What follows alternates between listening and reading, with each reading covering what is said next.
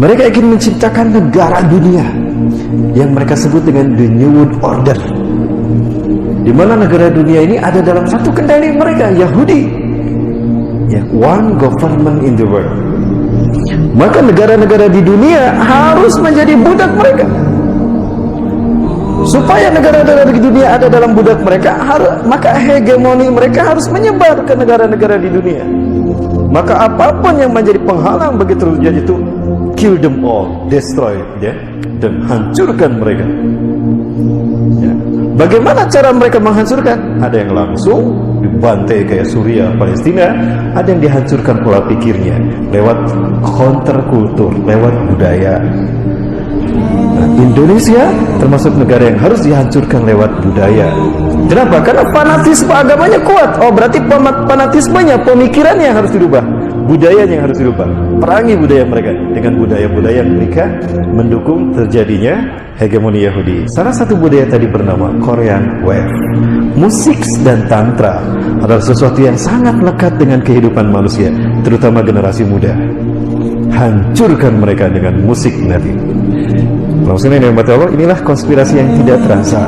Bagaimana mereka menghancurkan satu bangsa lewat elemen pemudanya. Hancurkan pemudanya agar lost generation, agar putus generasi mereka. Bagaimana cara menghancurkan pemuda? Yaitu salah satu senjatanya Korean Wave, yang tidak disadari Korea menjadi bagian dari instrumen Yahudi dan Nasrani, Dajjal, untuk menghancurkan dunia Islam. Mereka yakin bahwa the God who's waited, Tuhan yang mereka tunggu-tunggu, itu akan segera datang. Ciri-cirinya apa? Apabila sapi merah yang akan dijadikan persembahan, sacrifice, untuk Tuhan mereka sudah lahir. Mereka sudah menunggu sejak 2000 tahun yang lalu. Qadarullah, Allah kasih perangsangan. Kalau bahasa kitanya istidraj, bahasa Arabnya. Ternyata sapi yang mereka tunggu-tunggu itu lahir. 2000 tahun setelah 2000 tahun menunggu.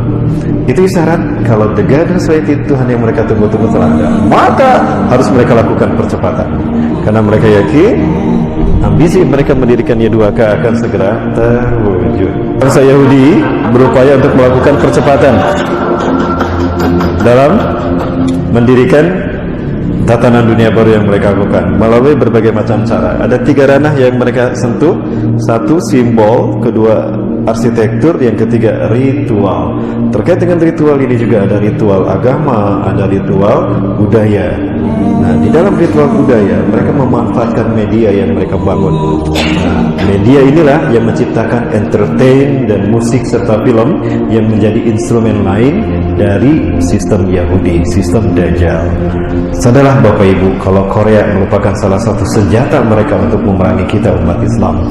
Dan ternyata yang banyak menjadi korbannya adalah para pemuda dan pemudi.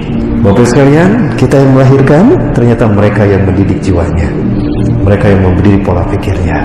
Tidak sadar kalau kita sedang dihancurkan oleh mereka, sehingga kita kehilangan aset terbesar di dunia ini. Anak-anak kita, generasi muda kita yang menjadi aset bangsa, dihancurkan oleh sistem Dajjal melalui agen-agennya. Salah satu agennya adalah Korea. Seks dan tantra adalah cara para pengikut Dajjal mengagungkan iblis dan Dajjal. Tantra, sair-sair yang berbau pemujaan kepada mereka. Lihat sair-sair K-pop, sair-sair Korea. Jiwaku untukmu, aku menghambakan diri padamu, aku tunduk pada matamu, karena matamu memberikan cahaya kepadaku dalam segala hidupku. Begitu kan? Dalam konser-konser mereka membawa sosok seekor ular. Apa hubungannya ular dengan musik? Loh, lupakah kalau kaum Kabalah zaman dulu, ketika mereka menyembah Tuhan yang mereka tunggu-tunggu, bahkan melakukan pengorbanan kepada Tuhan mereka, mereka selalu menghadirkan ular bersama mereka. Kenapa harus ular? Ular adalah sosok ketika iblis diturunkan ke dunia. Lupakah kita ketika iblis atau Azazil, yang bernama nama asli Azazil, tapi Allah ganti namanya. Azazil itu nama dari Allah. Azail, Azza yang dimuliakan, Il Allah, Azazil yang dimuliakan Allah. Tapi karena dia sombong, tidak mau sujud kepada Nabi Adam ketika Allah perintahkan, Allah kutuk dia menjadi iblis pembangkang. Allah turunkan iblis ke dunia di Dastamaisa. Kalau Nabi Adam turun di Hindustan, di Nepal, Siti Hawa di Jeddah, iblis diturunkan di Dastamaisa, Irak, dalam wujud seekor ular besar. bertanduk, bersayap, bercakap, bisa mengeluarkan api, dan bisa berbicara. Ular apa? Ular naga. Maka ular selalu dihadirkan untuk menunjukkan kalau iblis pun hadir bersama kami. Seks dan tantra mereka. K-pop adalah salah satu warna yang terbaru menyingkirkan dominasi Christina Aguilera, Britney Spears, kemudian juga Rihanna, kemudian juga Madonna. Itu zaman senior. Maka muncul kelompok artis Illuminati berikutnya. Siapa? K-pop Korea. Dan ternyata efektif untuk menghancurkan Asia. Kenapa harus Asia? Karena kebangkitan Islam akhir zaman akan muncul dari Asia. Dan itu yang menjadi kendala terbesar dari mimpi mereka mendirikan Year of the Jewish Kingdom. Pesan-pesan terhubung di dalamnya, yang pesan-pesan ini adalah bentuk pengagungan mereka kepada Tuhan yang mereka sembah, Iblis dan Dajjal, yang kemudian disimbolkan dengan seperti ini. Ya, Iblis dan Dajjal. Ya. Itu tidak dibaca oleh pemirsa secara umum, dan itulah yang tidak dipahami oleh generasi muda kita, yang mereka hanya menelan bulat-bulat tanpa daya saring iman dan Islam apa yang disuguhkan oleh Korea, K-pop itu tadi, oleh musik-musik itu tadi. Yang jelas euforia yang mereka bangun, tidak sadar kalau secara lambat laun mereka mengarahkan semua apa yang jiwa mereka ke sana, maka dimakanlah jiwa mereka. Itulah yang diinginkan oleh Iblis dan Dajjal. Maka pada akhirnya mereka pun mengidolakan tokoh-tokoh mereka tadi. Kalau Bapak Ibu buka Kamus Besar Bahasa Indonesia, idola itu mengandung arti yang dipuja atau yang disembah. Padahal yang harus kita puja dan sembah itu siapa? Allah, kan? Idola kita bukan makhluk, idola kita Allah. Ganti frame, kalau Rasulullah idola kita. Rasul bukan idola tapi uswah. Maka tidak sama idola dengan uswah.